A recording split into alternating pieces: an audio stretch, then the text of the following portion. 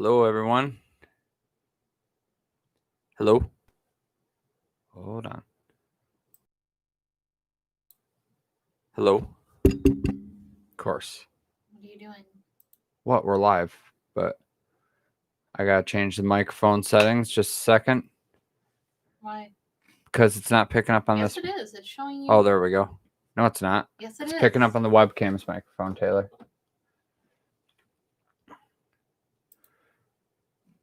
Can everyone hear me?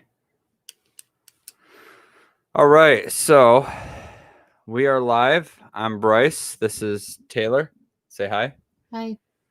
We are the co-managers of Michigan Bay Paranormal Team, and I'm the owner. And this is our first ever live stream, and we are going to we're a little bit new at this, so forgive us for the informalities and getting used to the equipment and everything, but we're going to cover a couple topics today, and we're hoping to do these on a weekly basis, and hoping you guys can join in and add to the discussion. Also in the future, hoping we can have some guests on and talk about some stuff. So I want to talk about our video that we shared earlier this week. I created a video where I looked at some photos and determined what they were, said if they were paranormal, if they weren't. And I want to talk about photos and false positives, because we see a lot of false positives. For one, orbs are our number one offender. And we've all had that picture with an orb in it, and it looks cool. I've seen a lot of really cool orb photos. Unfortunately, they're also not paranormal. Orbs are most of the time dust. Sometimes they're moisture. Sometimes they're lens flares, bugs, and there were a lot of those in that video that I posted. A lot of orbs that were bugs. Like one for sure was a moth. I could tell because we've captured 1,000 of those. So that's basically what we're going to cover for a little bit here. But another one that people don't realize a lot is double exposures. And I'm not a photographer. I have very limited knowledge in photography. But double exposures are a big one that can fool you, and they fooled me. I think they fooled every investigator. So what a double exposure is between when the lens closes and reopens to take the photo,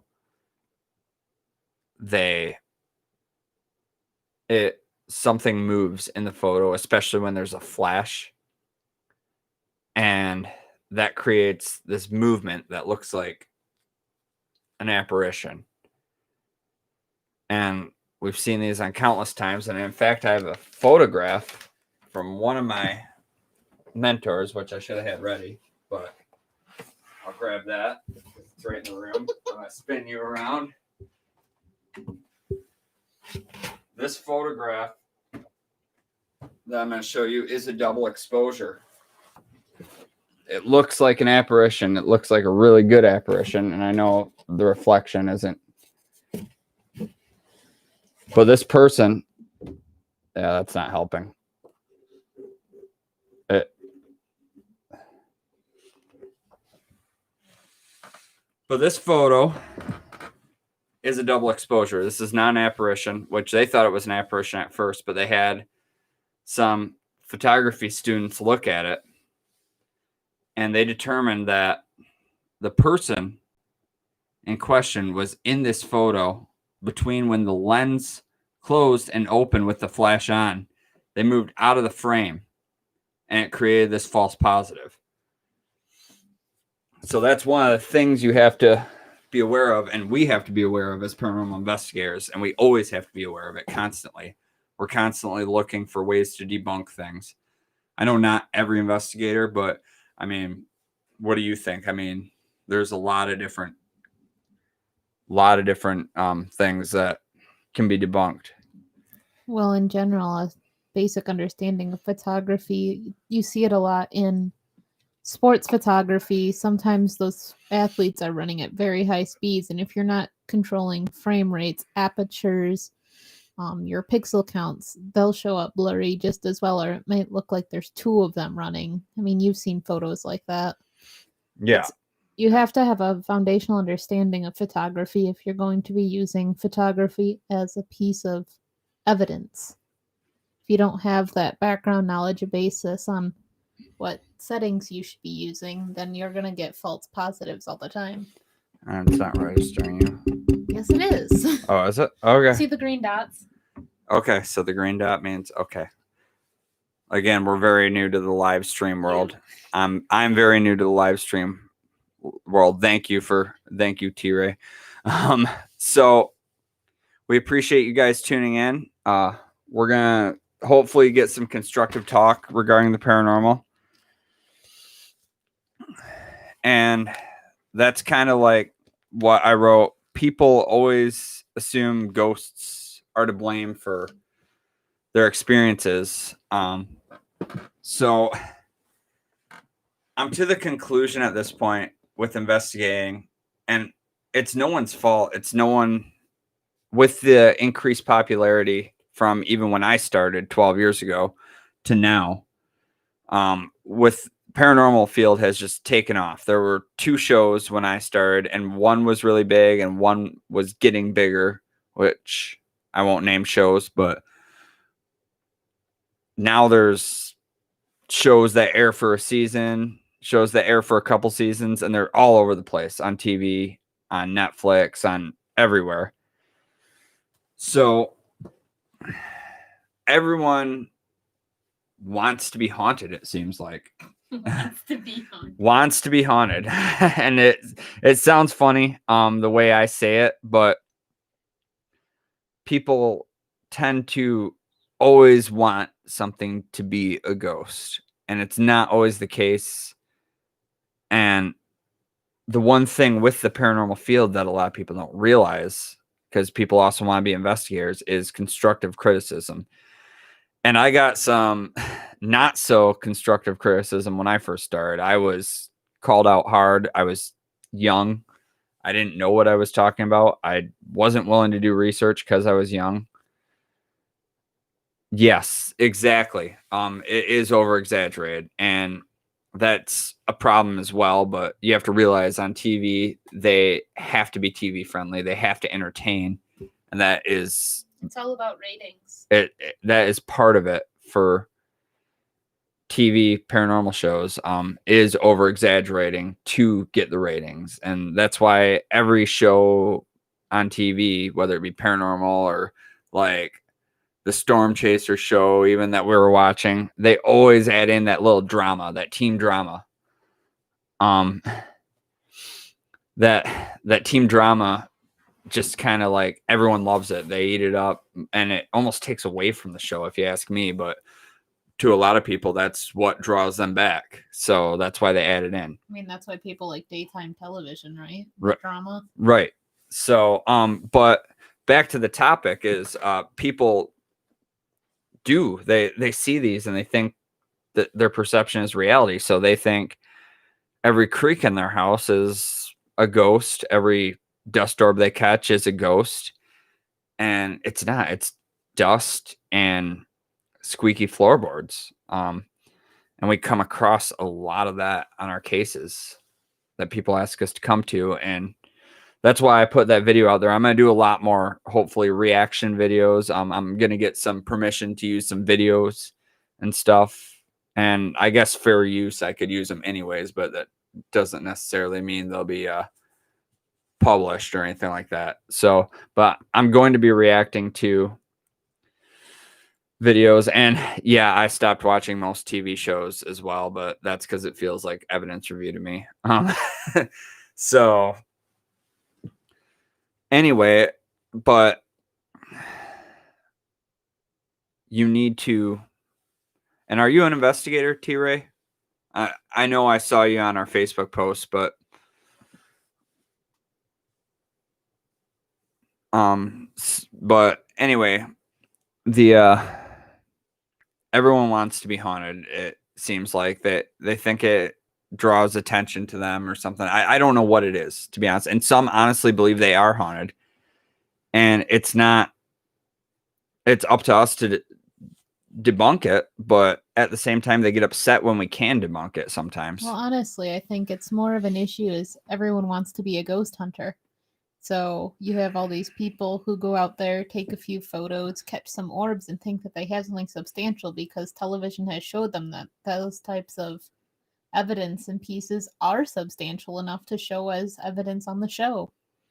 And they said they ghost hunt for fun, which is how I started. I mean, I just had a camera and voice recorder. That's how I started, and I walked around cemeteries. I remember there was a cemetery right down the road from my dad's apartment when I was a kid that got a lot of action from ghost hunters at the time, just because that was I didn't even have a car at the time. I didn't have a license, so it was walking distance. So I'd just walk around the cemetery for a little bit, and I caught some of those photos, and I thought they were paranormal, and I know now that they're not. And that's part of this field. You got to be willing to learn and to grow and to expand your horizons and realize that it's not all about what you can catch, it's what you can disprove. Because only when you're trying every means to disprove it are you going to actually prove yourself credible. Well, and that goes right back to when you consider that this is technically a scientific research field. A lot of science is proving that it's a wrong idea. That's how hypotheses work. That's why you do experiments. Just like Thomas Edison found 100 ways not to create a light bulb, you can find 100 pieces of evidence that isn't substantial and can be discredited and debunked. And then every once in a while, you'll have something genuine and true. That's just a part of research. You have to be prepared for disappointment. You have to be prepared for getting only the diamond in the rough every once in a while of that true, genuine paranormal evidence. Yep, and you definitely do. The diamond in the rough, we've caught a couple diamonds. But it'd be fun to show on one of these. Yeah, that would be fun. An evidence highlight.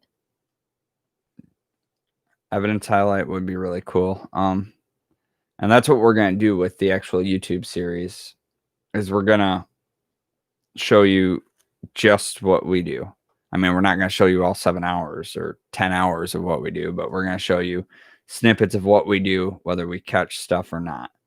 It's going to be raw, like some other shows claim they're raw, but it's going to be the hours of sitting in a bedroom talking to yourself. It's going to be that one time that you catch something, that you hear a voice, that you get a hit on the EMF meter. You're going to see that too, but you're going to see the cross-contamination and getting all that excitement built up only to be deeply disappointed that it was just Jared coughing in the next room over. Yeah. Sorry, Jared. Taylor's calling you out. Or Mike. He's pretty good at that. His voice travels. But can't say Zach's voice travels. He's too quiet. I see we have 3 viewers. I've only done Facebook Live up to this point. I don't know if we can actually see who our viewers are and on YouTube. I doubt it.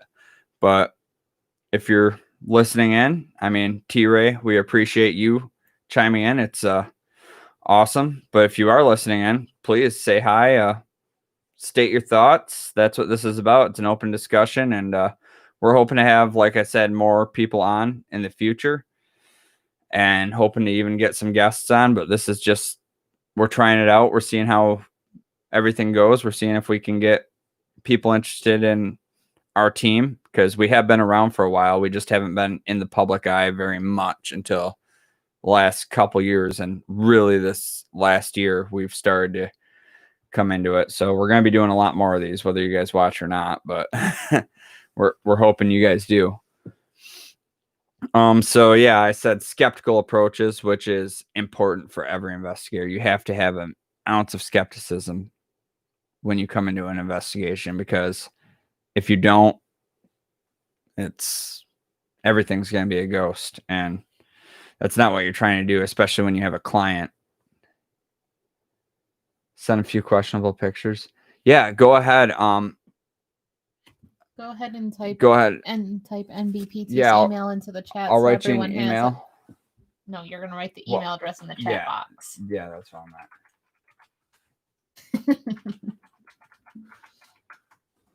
Feel free to send us an email at that email. And Yeah, we can do like if we get enough like fan submissions, we could do like a fan submission Friday type of thing if we get a more routine basis of that. yeah, and the more people that interact with us, I mean, we can The get better. we can get more people in, and we can get more opinions from other people too. We can put up pictures of evidence and see what others see and help them develop their skills. and maybe we'll even have one of you guys on the Oh, a fact or faked style. Is this genuine evidence or fake? And we can put the viewers to the test. Yep. And we can even have maybe someone on with us at some point. Yeah, we have a couple names we can chime out to, see if they'd be interested. Yep. So but yeah, it's definitely important to be a believer in this field. Obviously, you got to have somewhat of a belief, no matter how many people say they're almost entirely skeptical, which I do have a couple people on my team that are even more skeptical than me. Well, there's nothing wrong with being skeptical. That means But- your mind's not made up. Yeah, you're a skeptical believer. Like, you think there is something out there, but you're not buying what they're selling necessarily all the time. And that's important. And that's what we strive for, really. We want to be skeptical. We want to remain curious. We want to be able to be like, that was a ghost, but was it really? Or was it? Can I tell something our else? story from our anniversary trip? When Yes. we were staying at a hotel that has paranormal claims. I won't name it, but there was how many ghost hunters in the room? 4? Yeah, there were 4 of us in the room. Well, that 5 were of us ghost total. hunters. But Yeah, there were 5 of us in the room, but 4 of us were ghost we were hunters. sitting in this lounge area of this hotel, relaxing, and it has 3 doors. I think it was typically used as like a small little like conference hub center. They have a bunch of couches in there. This is important. And the doors are those auditorium style doors with the big levers that you push to enter and exit, and they latch at the top. And while we were sitting in there, we heard one of the doors rattle. And hilariously enough, all of us were like, well, that's not real. That wasn't a ghost. And the one person who wasn't an investigator was like, oh my gosh, that was a ghost. There's no other reason. And so we went straight into debunk mode and investigated the door, looked around for other people, tried messing with the door, seeing if it wasn't fully latched. And what it turned out was the exit door to the building was adjacent to one of the entry doors to the lounge. And when someone enters and exits the building, it creates enough of a suction and airflow that it would rattle that door. Yep. And we that was James and I that went out there and investigated, and we discovered that, and we proved to him, we're like, hey, look, it wasn't a ghost. Someone just came into the hotel. And not long after that, we saw the maintenance guy. So he was just making his rounds, and it was late at night. We're all pretty night people, so if you can imagine. And then we actually saw someone exit the building, and we got the same rattling effect again. Yeah. And that's the mindset you have to have. When something happens, you go, how can I make that happen again? Make it reproducible. Having a sort of like if you're a mad scientist sort of mentality is kind of the way that you need to approach things. You go, okay, that was cool. Now do it again. And how can we make it do it again? Repeat the steps, see what happens. Yeah, and one of the things I've noticed works on investigations, or what I do when I'm investigating, is even if I can debunk something, like if I'm like, okay, this was obviously the door, or this was obviously like the wind blowing up against the window, I pretend like I think it's a ghost, and I continue talking to that ghost or spirit or whatever may or may not be there, and engage with them as if I thought it was them. That way, in case there is something there, they still have an opportunity to react. But at the same time, I know it's not that, because I've Well, already been able to disprove It's that. sort of like a 2-in-1. You keep investigating when something happens, but at the same time, you work through your debunking process and see, did you shift your weight? Was it the floor? Is someone else around? But you still keep investigating. Yep. You have to multitask. Yes, you do. So, which leads me to our last little topic here. Last but certainly not least, I wanted to talk about some of the difficulties we've had over the past year, and I'm sure every ghost hunter can relate with investigating during a pandemic is incredibly difficult. As a matter of fact, we haven't investigated other than Parashani. We did the Parashani Cemetery in the town, the ghost town in northern Michigan, but that was public land. But as for actual investigations, we haven't seen any, because in case you guys didn't know, there's kind of a little bit of a situation going on right now That makes people not want to allow strangers into their houses and establishments. But we're trying to get on some cases, some public locations. What would have been really cool is, while bars were shut down for a few months, I wish I would have thought about it, trying to get into some of the older bars. They're shut down right now, but that's only going to be for another week, so they're probably already getting ready to reopen.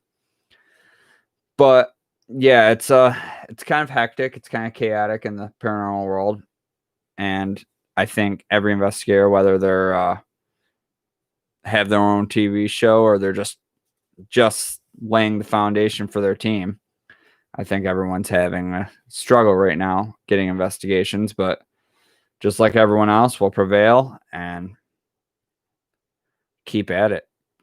And we're hoping that this next year, 2021, I'm trying to line up 5 cases right off the bat. 5. We try to do about 1 a month. 10 a year is a lot. 5 a year is below average. So I'd say around 6 or 7 a year is probably around our average. Our average went significantly down in 2020, not having a single one. But we had one. Parashini. we actually had 2. We had the Shook. We did the Shook a second time. Oh, that's right. You weren't there, but no, I wasn't. So I guess we had 2, but so I guess it's only been 10 months then since an investigation, not 12. But Well, we investigated last month. It's been 1. yeah. And I just got your email. But yeah, investigating has obviously become more difficult, more tasking, just like everything else. But yeah, we're gonna keep going, and it's go time now as far as we're concerned. It's go time. We're ready to get out there and investigate. So if you guys also have any locations that you think we should investigate, you know anyone that needs anyone that needs an investigation or thinks they have a place that's haunted, send them our way. The email's in the comments. And we'll see what we can do. Our schedule's fairly open. We have a couple already lined up for 2021. We don't like to investigate a lot throughout the winter months because cold is bad on batteries and hard on equipment, hard on electronics. It's and if we're in a building that's heated fully and everything, I mean, I'm not afraid of the cold personally. I can handle the cold probably better than most, but our equipment cannot. So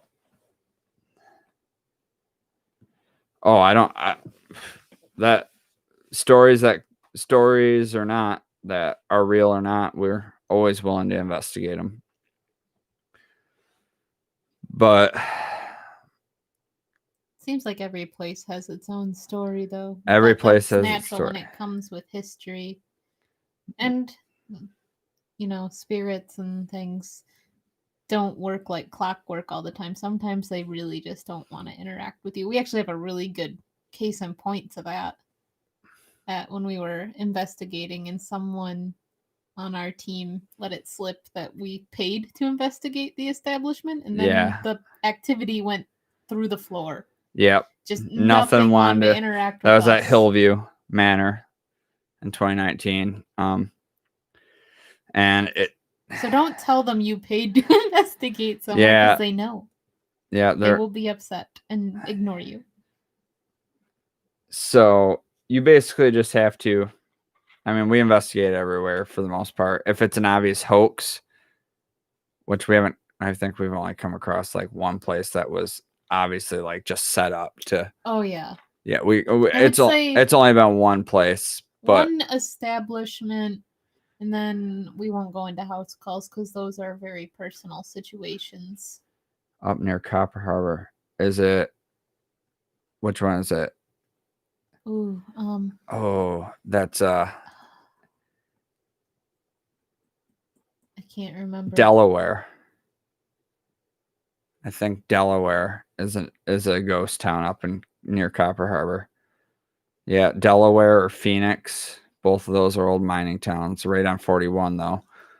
I'd like to get into some of the mines. I mean, I know Quincy probably won't let anyone in, but some of Quincy the has a tragic history. some of the smaller mines will definitely, and all those mines had some tragedy. yeah, it was not a safe business. No. But Those would be harder to get into. The acoustics would also be pretty rough. I know some mines that will let people in. I wonder if they would ever consider, like, even if they just let us do like the mining shaft buildings. Maybe. They don't I have to doubt let us. I doubt they'll take us on their little cart through the tunnels. Oh no, I don't think so. But Maybe they'd let us do it in the daytime. Pay for a tour slot. you could. But either way, I mean, winter's coming up there, and you ain't getting in any of those places in the winter. But yeah, so it's been a rough year for a lot of investigators and a lot of everyone, in all honesty. But we're looking to get back on the horse. We're going to have 5 full episodes filmed by mid-August that we'll start releasing them. Plus, we'll have our pre-videos, our prequels, our how we investigate, introducing the team, introducing our equipment. We're going to be releasing all those along with content just like this and content just like the video I posted about debunking photos and stuff like that, and interviews with people. This is going to be a fully immersive channel for the paranormal, and that's what we're looking to do, is to uncover the unseen. All right, guys, if you haven't, like, comment, subscribe. We appreciate it. And share us if you enjoy this content. Get our name out there, and we'll catch you guys soon. Thank you, everyone, and I hope everyone had a happy Thanksgiving. Until next time, thanks for tuning in. Bye.